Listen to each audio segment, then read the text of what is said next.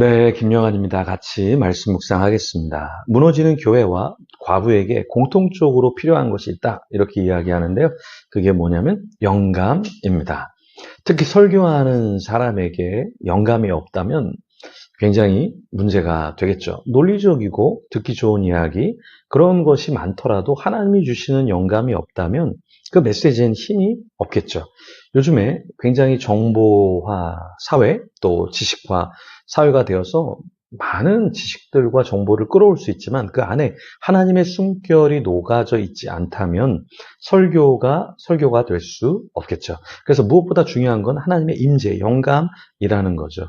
레오나르도 다빈치가 그림을 그릴 때 한 아이가 붓을 딱 쳐서 그림을 그리는데 방해를 했다고 합니다. 그런데 그 레오나르도 다빈치가 그 아이에게 이제 화가 났을 수도 있잖아요. 그래서 아이를 이렇게 보면서 조금 이렇게 마음 어려운 상태에서 이야기를 했는데요. 그 다음에 다시 그림을 그리려고 했는데 하나님이 주신 영감이 다 사라져버려서 굉장히 어려움을 겪었다. 이런 이야기가 있습니다. 뭐 진짜 이야기인지 아닌지는 모르지만 여기서 중요한 건 뭐냐면 하나님이 주신 영감이 있고 그 영감을 살려서 그림을 그리는 게 중요한데 화를 내고 또 마음이 불편할 때 그 영감이 사라진다라는 것이죠. 그래서 우리 설교자나 어떤 앞에 선 사람이 중요한 게 뭐냐? 우리의 감정 처리도 굉장히 잘해야 된다라는 것이죠. 오늘 본문 출애굽기 19장 16절에서 25절 말씀에 보면 하나님이 구름 가운데 임하시잖아요. 그래서 이스라엘을 덮으시는데요. 그 내용을 통해서 우리는 어떤 삶, 어떤 축복을 누려야 되는가 같이 고민하면 좋겠습니다. 16절에 보면 셋째 날 아침에 우레와 번개와 빽빽한 구름이 산 위에 있고 나팔 소리가 매우 크게 들리니 진중에 있는 모든 백성이 다 떨더라. 자, 어떤 두려움입니까? 이것은 그냥 막연한 공포가 아니라 경외. 이 두려움이라고 하는 fear, 이거는 그냥 단순한 두려움만 있는 게 아니라 하나님을 향해서는 경외감을 말하는 것이죠. 우리가 인생을 살면서 그냥 두려움, 어떤 공포만을 갖고 있는 사람이 있는 반면에 하나님을 경외하는 그 경외감 속에서 살아가면서 이 땅에서 두려워해야 할, 이 땅에서 염려해야 할 그런 내용이 없는 사람도 사실은 있죠. 그래서 우리는 무엇이 더 많이 있어야 될까요? 세상을 향한 두려움보다, 어떤 미래를 향한 두려움보다, 어떤 주위의 환경에 대한 두려움보다 하나님을 경외하는 마음이 더 많아야 하겠죠. 자, 17절에 보면 모세가 하나님을 맞으려고 백성을 거느리고 진에서 나오매 그들이 산 기슭에 서 있는데 18절 시내산의 연기가 자욱하니 여호와께서 불 가운데서 거기에 강림하심이라. 그 연기가 온기가마 연기같이 떠오르고 온 산이 크게 진동하며 19절 나팔 소리가 점점 커질 때 모세가 말한즉 하나님이 음성으로 대답하시더라. 하나님이 강림하셨어요. 모세를 부르셨어요. 그리고 하나님이 말씀을 하셨습니다. 여호와 하나님께서 신의 산, 그 산 꼭대기에 강림하시고 모세를 부르셨어요. 그리고 모세는 하나님 앞에 나아갔죠. 사실 우리가 40일 밤별을 하는 이유가 있습니다. 우리가 이 인생을 살면서 바쁘잖아요. 사람 만나고 일하고 돈 벌고 공부하고 바쁘잖아요. 근데 언제 하나님 앞에 임재 앞에 서 있을 수 있을까? 저는 이 40일 밤별이 개인적으로 제가 하나님 앞에 서 있을 수 있는 시간인 것 같아요.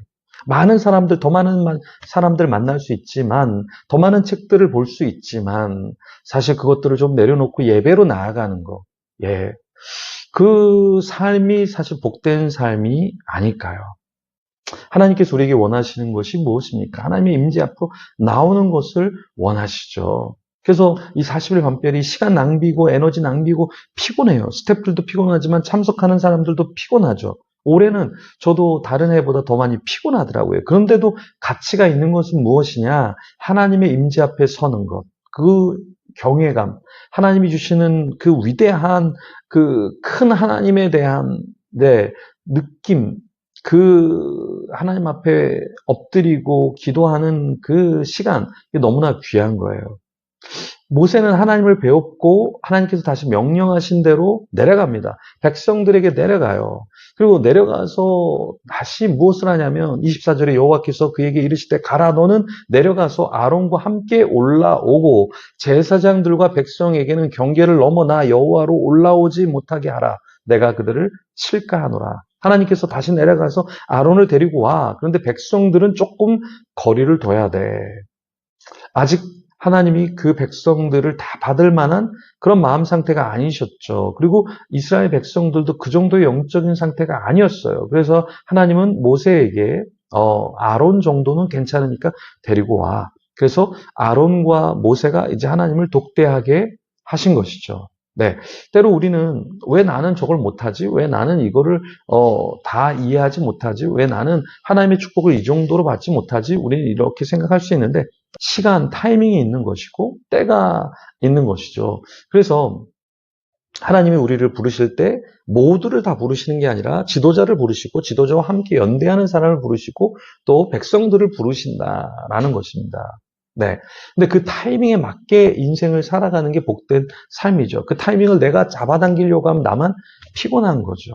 어떤 사람은 책을 내서 유명해지려고 하고 방송에 나와서 유명해지려고 하는데 어떤 사람은 그렇게 해서 빨리 패망한 사람도 있어요. 네. 왜요? 그 자기가 아직 준비가 되지 않았는데 너무 유명해지고 그리고 자기가 감당할 수 없는 어떠한 일들이 벌어지면서 오히려 인생에서 나락으로 떨어지는 사람들이 많더라. 그러니까 하나님의 타이밍 그때에 유명해지고 네, 그때에 또 맞는 쓰임을 받아야 되는데 준비되지 않은 상태에서 너무 일찍 외워도 안 된다. 그래서 하나님이 올라오라고 하시는 그 타이밍에 하나님께 올라가서 하나님의 임재를 맛보고 사역을 하는 것도 복이다라는 것이죠. 이 시간에 우리가 기도할 때 어떠한 것을 우리가 기도해야 될까요? 하나님 이걸 빨리 주세요. 빨리 이루게 해주세요. 빨리 하나님 내가 원하는 대로 교회가 되게 해주세요. 직장이 되게 해주세요. 학교가 되게 해주세요. 내 자녀가 내 부모님이 이렇게 되게 해주세요. 이런 기도가 아니라 하나님의 역사 앞에 내가 서고 그리고 또 나와 함께하는 사람이 서고 그리고 무리들이 서서 주님이 원하시는 공동체, 가정, 우리 일하는 함께하는 동역자들이 되게 해주세요. 그렇게 기도하는 것이 훨씬 복되다라는 것이죠. 이 시간에 같이 우리 개인과 우리 가정과 우리 공동체를 위해서 기도하며 하나님 앞에 나아가겠습니다.